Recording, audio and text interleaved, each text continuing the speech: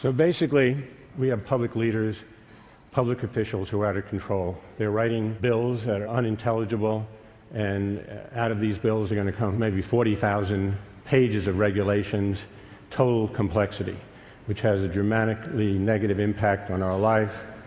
If you're a veteran coming back from Iraq or Vietnam, you face a blizzard of paperwork to get your benefits. If you're trying to get a small business loan, you face a blizzard of paperwork. What are we going to do about it? I define simplicity as a means to achieving clarity, transparency, and empathy, building humanity into communications. I've been simplifying things for 30 years.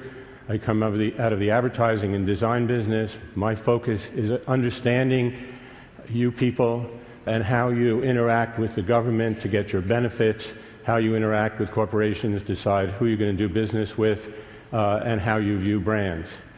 So very quickly, when President Obama said, I don't see why we can't have a one-page, plain English consumer credit agreement. So I locked myself in a room, figured out the content, organized the document, and wrote it in plain English. I've had this checked by the 2 top consumer credit lawyers in the country. This is a real thing. Now, I went one step further and said, why do we have to stick with the stodgy lawyers and just have a paper document? Let's go online. So many people might need help in computation. Working with the Harvard Business School, you'll see this example when you talk about minimum payments. If you spend $62 for a meal, the longer you take to pay out that loan, you see over a period of time using the minimum payment, it's $99.17. How about that? You think your bank's going to show that to people? But it's going to work. It's more effective than just computational aids. And what about terms like over the limit, perhaps a stealth thing? Define it in context. Tell people what it means.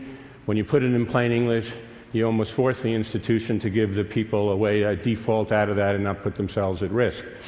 Plain English is about changing the content. And one of the things I'm most proud of is this agreement for IBM. It's a grid, it's calendar. At such and such a date, IBM has responsibilities, you have responsibilities. Received very favorably by business. And there's some good news to report today. Each year, 1 in 10 taxpayers receive a notice from the IRS. There are 200 million letters that go out. Running through this typical letter that they had, I ran it through my Simplicity Lab. It's pretty unintelligible. All the parts of the document in red are not intelligible. We looked at doing over 1,000 letters that cover 70% of their transactions. They're in plain English. They've been tested in the laboratory. When I run it through my lab, this heat mapping shows everything is intelligible, and the IRS has introduced the program. Looking at there are a couple of things going on right now that I want to bring to your attention. There's a lot of discussion now about Consumer Financial Protection Agency, how to mandate simplicity. We see all this complexity.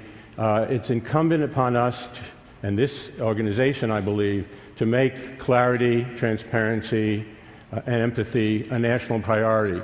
There's no way that we should allow government to communicate the way they communicate. There's no way we should do business with companies that have agreements with stealth provisions and that are unintelligible. So how are we going to change the world? Make clarity, transparency, and simplicity a national priority.